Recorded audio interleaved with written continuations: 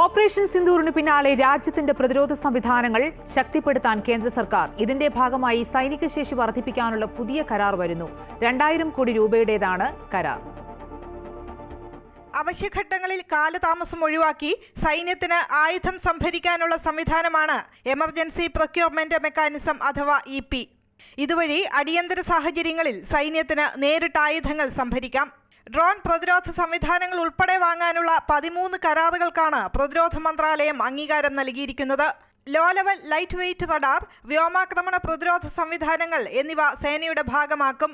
Integrated drone detection and interdiction system, very short range air defence system, അതിൻ്റെ ലോഞ്ചറുകൾ, മിസൈലുകൾ, വിദൂര നിയന്ത്രിത നിരീക്ഷണ ഡ്രോണുകൾ, ബുള്ളറ്റ് പ്രൂഫ് ജാക്കറ്റുകൾ, വെടിയുണ്ടകളെ പ്രതിരോധിക്കുന്ന ഹെൽമറ്റുകൾ, കവചിത വാഹനങ്ങൾ, തോക്കുകളിൽ ഘടിപ്പിക്കാവുന്ന രാത്രിയിലും കാഴ്ച നൽകുന്ന നൈറ്റ് സൈറ്റ് സംവിധാനം എന്നിവയാണ് അടിയന്തരമായി വാങ്ങിക്കുന്നത്. സേനയെ ആധുനികവൽക്കരിക്കുകയും പുതിയ കാല ഭീഷണികളെ നേരിടാൻ പര്യാപ്തമാക്കുകയും ചെയ്യുകയാണ് പ്രധാന ലക്ഷ്യം. News desk, Amrita news.